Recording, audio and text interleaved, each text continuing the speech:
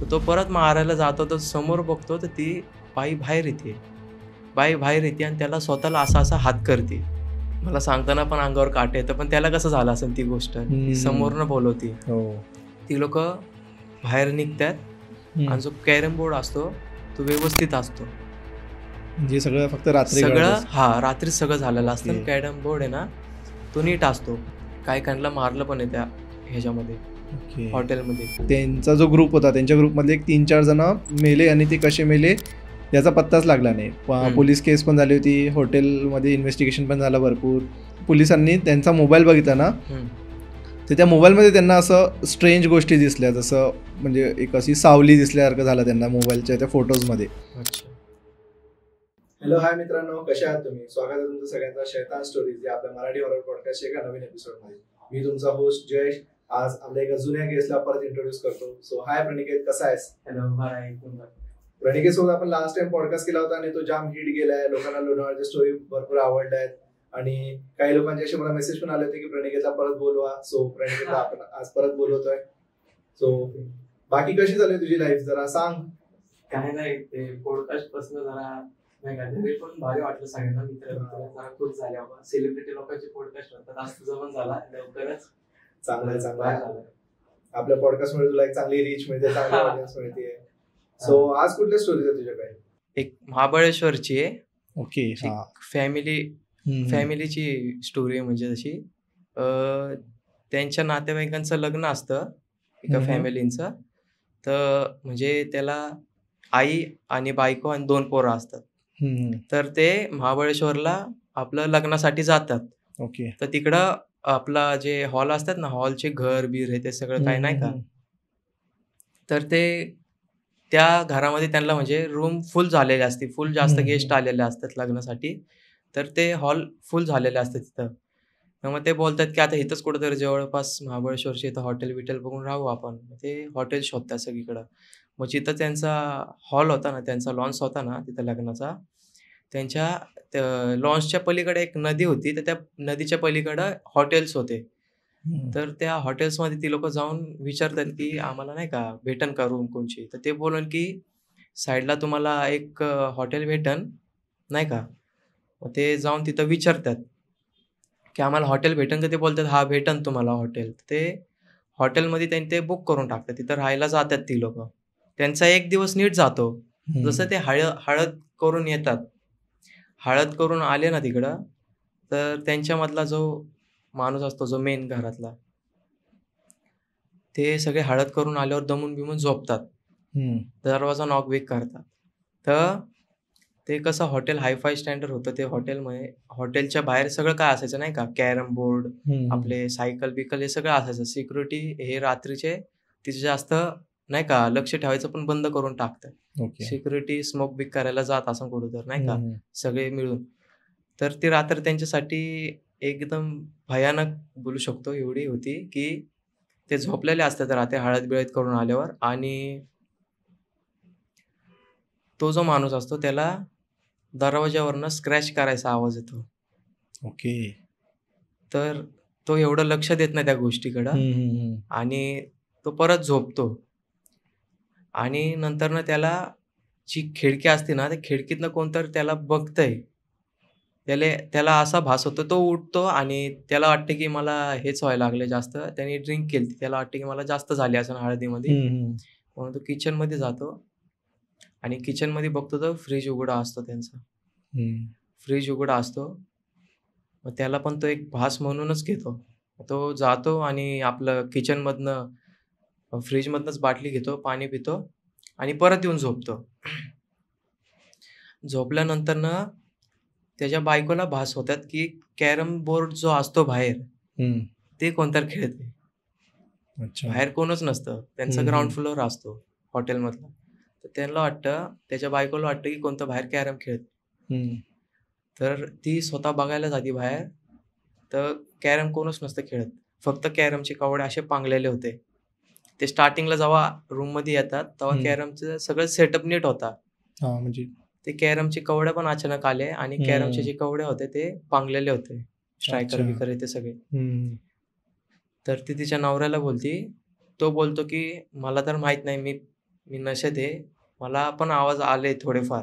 ते बोलले, "जाऊन दे, आपण एक रात्र काढू कशी तरी, झोपू, नको लक्ष द्यायला या गोष्टीकडं." ते दरवाजा लावतायत, झोपतायत. मग ते दोघं असतात ना, तर त्या दोघांना कॅरमचा आवाज येतो परत एकदा, जोरशोरात. हम्म. मग तो काय करतो, आपली काठी घेतो आणि बाहेर जातो. बाहेर जाऊन बघतो, तर जे कॅरमचे जे कवड्या होते ना, ते असे जमिनीवरती पडलेले सगळे. अच्छा. तर तो पूर्ण जे असतं ना ते त्यांचं ग्राउंड फ्लोअर, ते सगळं छान मारतो, की कोण आहे इकडं, कोण तर चोर-बीर आले का नाही का. तर ते घाबरून जाते त्या गोष्टीला. मग तो घाबरलेला असतो नाही का, त्याची बायको पण घाबरलेली असते आणि तो पण घाबरलेला असतो. बोललो, "चुकून आपण इथं बरं उगीच घेतलं आपण इथं हॉटेल." ते बोलले, "जाऊन दे, आता कसं तरी एक रात्र काढून टाकू." आणि तिथं सिक्युरिटी गार्ड्स पण त्यांना दिसत नाही. मग ते येतात आपले. तो झोपत नाही.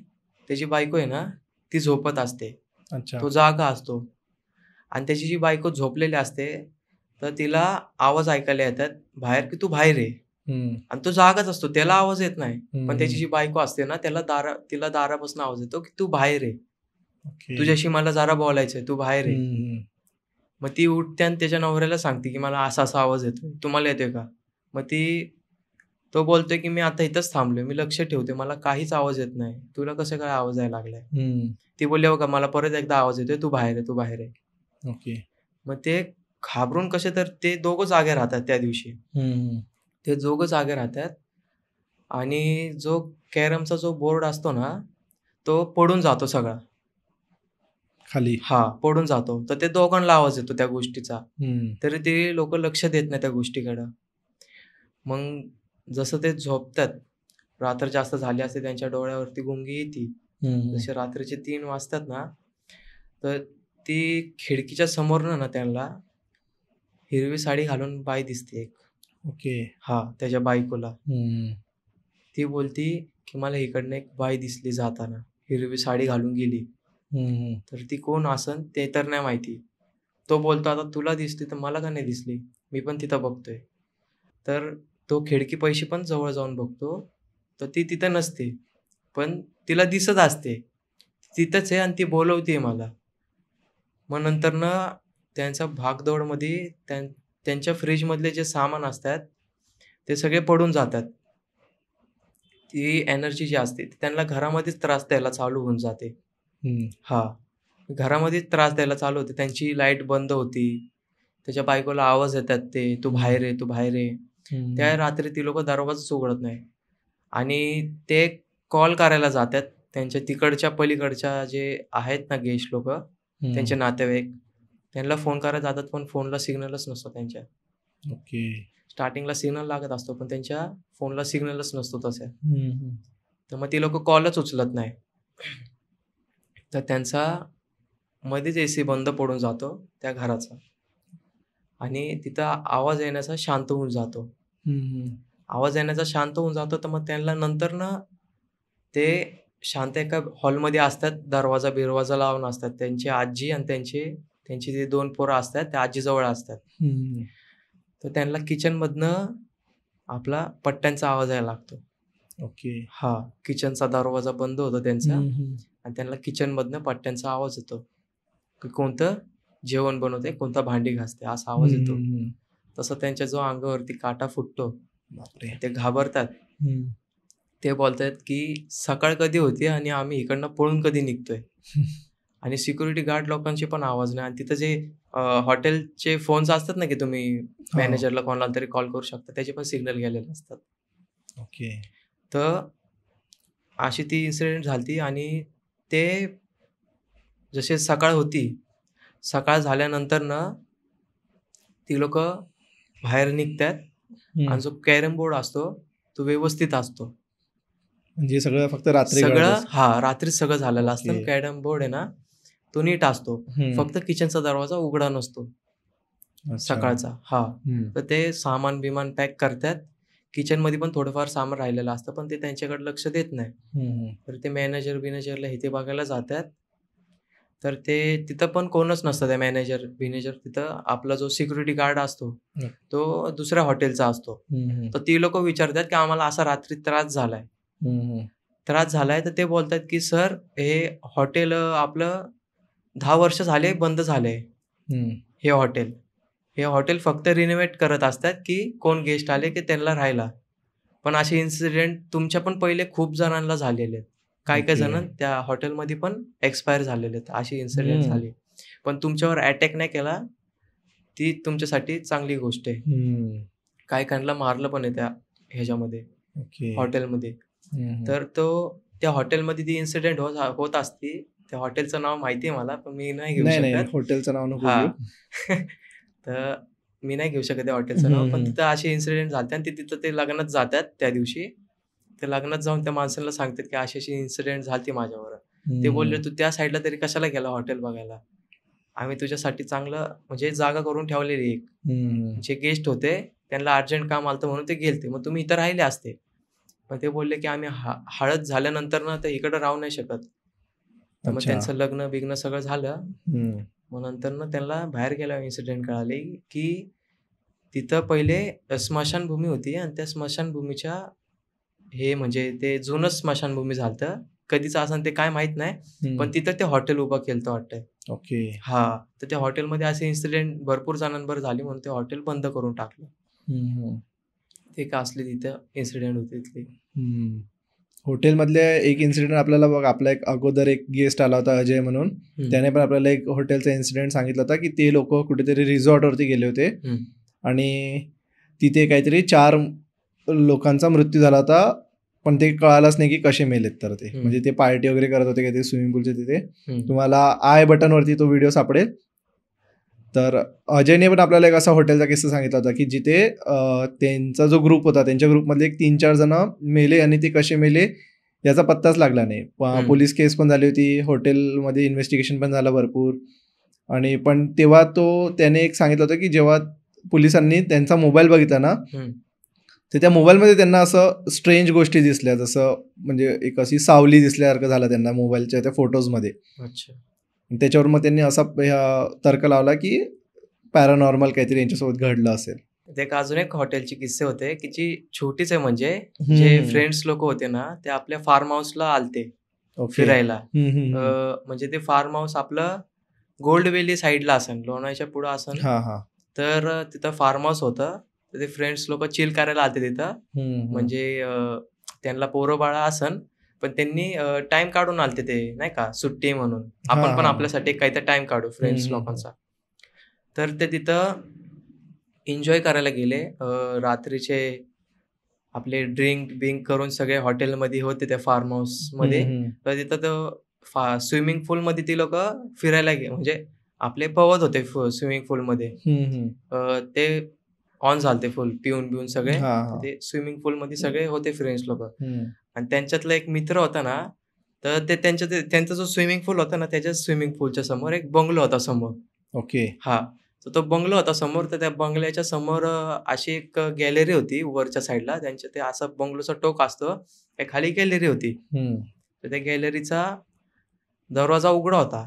त्या गॅलरीतनं त्यांनी एक बाई येताना बघितली. ओके. व्हाईट कलरची गाऊन घालून ती बाई येताना बघितली आतमध्ये.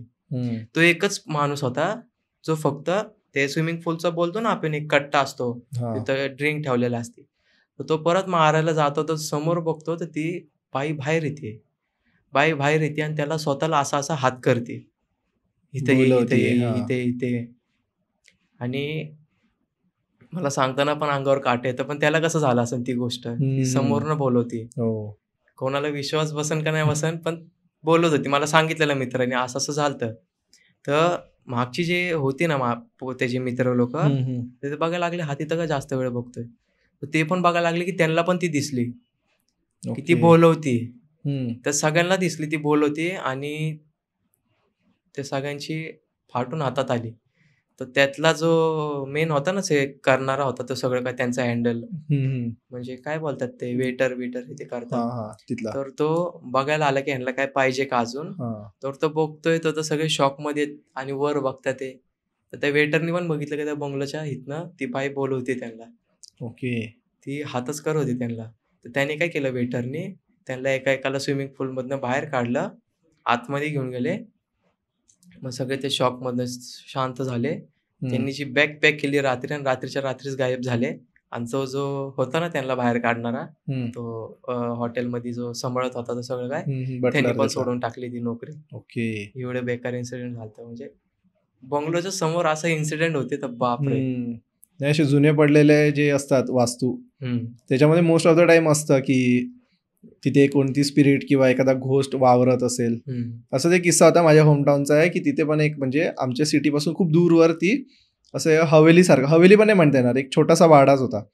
4 रूमचा वाडा असा होता तो. तर तो जो भरपूर दिवसापासून बंद पडलेला आहे आणि तो चांगलाच जुना आहे. जे एक असेल 70-80 वर्ष जुना वाडा असेल तो. तर तिथे कोणी राहत नाही. त्याच्या आजूबाजूला सगळे शेतच आहेत. शेत म्हणण्यापेक्षा जंगल असं म्हटलं तरी पण चालेल. तर मुलांनी काय केलं होतं की त्याला असं एक फोटोग्राफीचा हे केलं लोकेशन, की एक म्हणजे असं एकदम एन्शंट वाडा आहे, तर तिथे आपण फोटो वगैरे काढू, भारी वगैरे फोटो निघतात.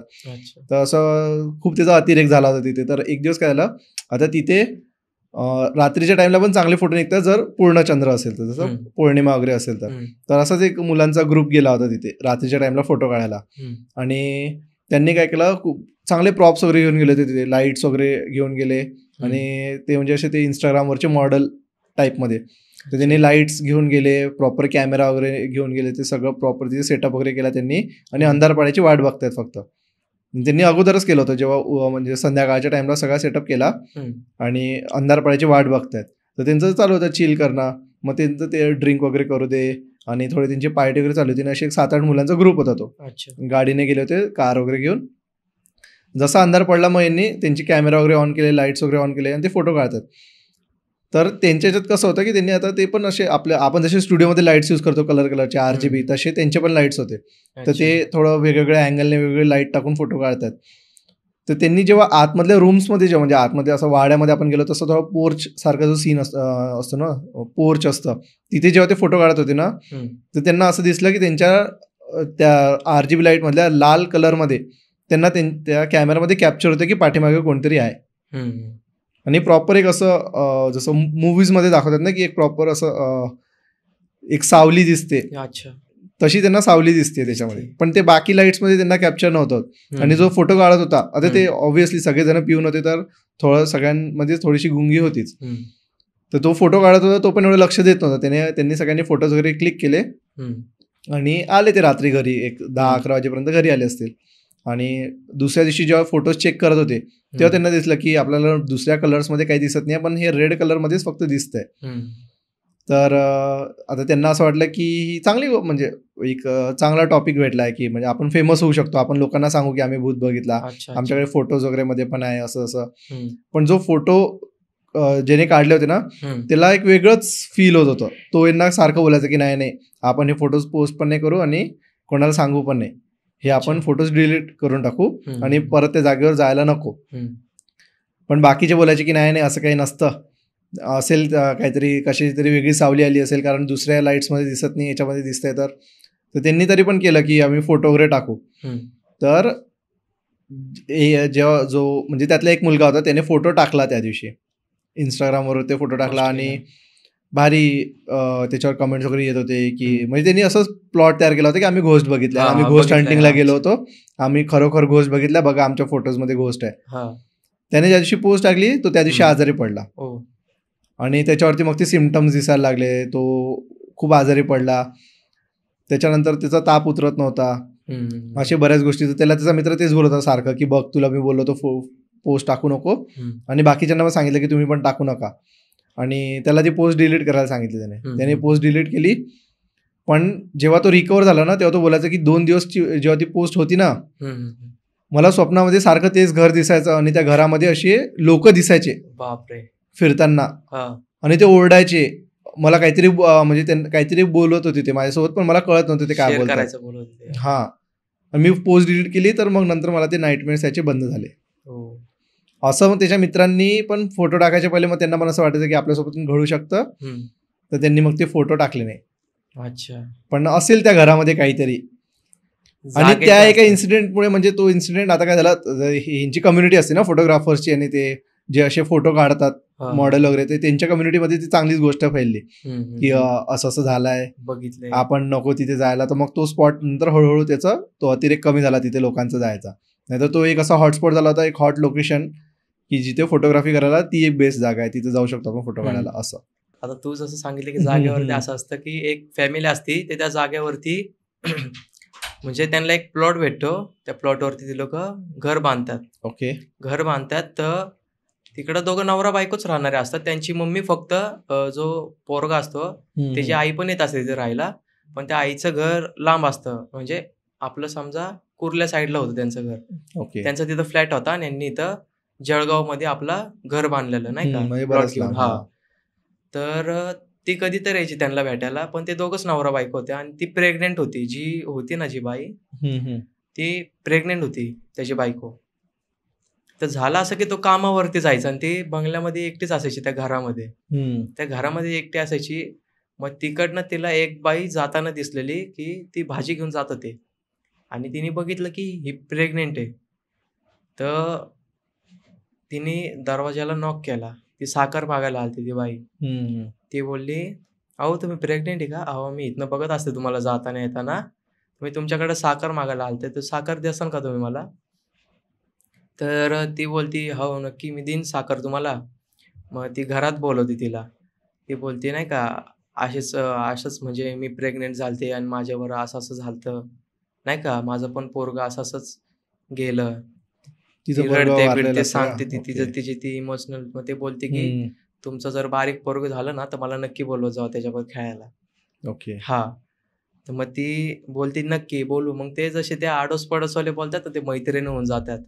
तशी ती पण त्याची एक मैत्रीण होऊन जाते त्यांच्या जवळपास. ती बोलते की मी इथंच राहते जवळ. मग ती कधी आयुष्यात तिला घर नाही दाखवत तिचं. ते एक दिवस ती सारखी-सारखी येत असते तिच्या घरामध्ये. तिचा नवरा पण बोलतो की शेजारी एक चांगली मैत्रीण झाली आहे माझी. मग तो बोलतो की भेटव मला एकदा. मग ती बोलती, "काय माहिती आज आज आली नाही, नाहीतर ती रोज दुपारची येते मला माझ्याबरोबर नाही का बोलायला." तर ती आज आली नाही. मग तो जातो कामावरती सकाळ झाली की. त्याच्या रोजच्या कामावरती. तर ती जी बाई असती, ती दरवाजा नॉक करते तिचा. ती बाहेर जाते, तर दरवाजापाशी कोणच नसतं. ओके. तिला वाटतं की ती आली. ते मग दुपारच्या तडाख्यात 3च्या तडाख्यात असं म्हणजे दुपारच्या ह्याच्यात. मग परत दरवाजा नॉक होतो. ती जाते दरवाजापाशी आणि ती जी बाई असती, ती तिथंच असते. ती बोलते, "अहो का हो तुम्ही आले नाही 2 दिवस झालं नाही का घरी?" मग ती एकदम शांत-शांत येऊन बोलते, की "मी जरा बाहेर गेलते. मला त्रास होत होता म्हणून आम्ही जरा बाहेर गेलतो फॅमिली. तुला सांगितलं नाही, नाही का?" सॉरी-बिरी बोलायला लागली. ती आली घरामध्ये तिच्यावर बोलायला लागली आणि ती पाणी घ्यायला गेली तिच्यासाठी. पाणी घ्यायला गेली तर मग ती असं हॉलमध्ये येऊन बघते तर ती गेली असती. गायब ओके. झालेली असती. गायब झालेली असती आणि तो दरवाजा असतो तो बंद असतो. मग ती घर छान मारते. वरती, खाली, बेडरूममध्ये त्यांच्या, नाही का? तर ती नसती त्या हॉलमध्ये, बेडरूममध्ये कुठंच नसती. ती म्हणते ती गेली तरी कुठं? मग तिचा परत दरवाजा नॉक करायचा आवाज येतो. ओके. ती परत दरवाजापाशी जागते आणि ती ह्याच्यातनं बघते ती दुर्बीण असते ना दरवाजाची, त्याच्यातून बघते तर दरवाजासमोर कोणच नसतं. पण दरवाजा नॉक करायचा आवाज येतोय. पण त्या दरवाजाच्या बाहेर कोण दिसत नाही, तर मग दरवाजा कसा उघडणार ती? मग ती जरा घाबरते आणि असं घरामध्ये येते आणि तिच्या नवऱ्याला फोन लावते, की असं-असं होतंय. नाही का, जी बाई येत होती, ती आली आणि घरातनं येऊन गायब झाली. तो बोलतोय, "तू काहीतरी केलंय बहुतेक, मला येऊन दे." मग त्याची जी आई असते ना त्या मुलाची, तो त्या आईला घेऊन आपला येतो म्हणजे कोणचं गाव? आपलं जळगाव. जळगावला येतो आणि जळगावला आल्यावर ती तिच्या सासूला पण सांगते, की असं-असं झालंय माझ्याबरोबर. ती तिची नजर-बिजर उतरवते. नजर उतरल्यानंतरनं ती बोलते, की "काय झालतं तुझ्याबरोबर नक्की?" असं-असं. ते सगळं सांगते तिला. ती बोलते, की असं-असं होत होतं. ती बोलते, की प्रेग्नंट बायका ते बोलतात आपल्या मराठीमध्ये पद्धत असते, की ते काय बोलतात ते प्रेग्नंट बायकांनी जास्त बाहेर निघायचं नाही आणि नाही का बाहेरचं जास्त काय खायचं नाही, जे असेल ते घरातलं सगळं काय. आणि नजर बिजर लागते बोलतात नाही का, कोण पोटाशी असलं तर. अच्छा. हा, तर ती ती तिची सासू पण त्याच दिवशी असती त्या घरामध्ये, आणि तिचा जो नवरा असतो तो पण असतो त्या घरामध्ये. तर होतं असं की ती झोपलेली असते आणि तिला दरवाजा जोरात जोरात ठोकायचा आवाज येतो की उघड दरवाजा, उघड दरवाजा. ते पोरगं माझं मी घेऊन जाणार, बापरे. तू दरवाजा उघड. ती घाबरून उठते आणि तिच्या सासूला सांगते. सासू गाढ झोपलेली असते. तिच्या नवऱ्याकडे जाते, नवरा गाढ झोपलेला असतो. ती बोलते की दार उघड, दार उघड, मला तुझ्या पोराला घेऊन जायचंय. तर ती काय करते, आपटापटी चालू करते घरातनं की कोणतरी उठलं पाहिजे बाबा माझ्यासाठी, आणि तिला दडपून घेतं. ते जी असती ना एनर्जी, तिला दडपून घेते ती. ओके. ती पोरालाच घेऊन जाणार. तिची सासूला जाग येते आणि तिची सासू बोलते की हिला असं सोफ्यावरती चिटकली आणि हिच्या अंगात काहीतरी ती एनर्जी त्रास देते हिला. अच्छा. हा, तर तिची सासू उठते आणि तिकडचा जो आसपासमध्ये तिचा जो कोणता ओळखीचा असतो, जो म्हणजे नाही का तांत्रिक येते, त्यांना कॉल करते, त्यांच्या नातेवाईकांना. ते नातेवाईक लोक नंबर देतात त्यांना. तर ते बोलतात की तुमच्याकडं जो लिंबू असेल ना, त्याला तुम्ही तुमच्या दारापासून रात्रीचं 12 वाजता कापून दोन्ही साईडला फेकून टाका. हा, मग ती एनर्जी असणार ना, ती येणार नाही त्या दिवशी, आणि मी येतो, तुम्ही मला हे संपर्क करा आणि मी येतो तुमच्या इथं, जिथं होते ना ते, मी तिथं येतो. तर ती येते, म्हणजे तो जो स्पिरिट असतो ना तिच्या मागं लागलेला असतो, ती येत नाही त्याच्यानंतर त्या घरापाशी. अच्छा. आणि ती जी सासू असते ना, ती कॉल करते की तुम्ही येताय का नाही. मग तो बोलतो की मला 2 दिवस लागन यायला, 2 दिवस लागन. मग ती जरा टेन्शनमध्ये येते. मग तो बोलतो की तुम्हाला जे सांगितले ना, तुम्ही ते रोज रात्री करत जावा, नाही तर ते तुम्हाला त्रास देत बसन तुमच्या पोरीला. तो बोलतो की तुमच्या पोरीला जेव्हा तुम्ही येत होते ना तिकडे घर बांधायला, तेव्हा ती जी हवा असते ना, ती आत्मा, जिचा पोरगा वारलेला असतो पोटामध्ये, ती हवा फिरत होते आणि त्या हवेने हिला झपटून घेतलेलं वाटते. हा, तर म्हणून ती बोलते की मला तुझा पोरगा पाहिजे आणि मला तुझा पोरगा भेटस्तोवर मुक्ती भेटणार नाही.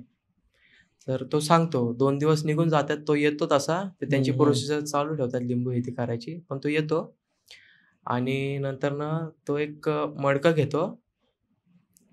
घेतो आणि बाहेर जातो, काही तर मंत्र बोलतो, आणि ती जी पोरगी असते तिच्याकडनं नजर काढून त्या मडक्यामध्ये टाकतात आणि जे गॅस असतो त्या गॅस वरती जाऊन ते मडकं ठेवतात आणि ते गॅस पेटवतात. आणि त्या मडक्यामधनं असं, म्हणजे जे आपण बोलतो ना की स्मशानभूमीमध्ये आपण कोणाच्या तरी मैतीला गेल्यावर वास येतो आपल्याला, तसं त्याच्यातनं वास येत होता त्या मडक्यामधनं. तर तिच्या अंगात जे होतं ना ते बाहेर निघत होतं आणि ती तिथं येड्यावानी करत होती की मी नाही जाणार, मी नाही जाणार. आणि तिला तिच्या बॉडीला पूर्ण कंट्रोल करून टाकलेलं त्या स्पिरिटने, धरूनच ठेवलेलं. मी तुझ्या पोरालाच घेऊन जाणार. तिच्या पोरीच्या अंगात शिरून बोलते, पण ती नाही बोलत आहे. अच्छा. तिला तो त्रास होत होता.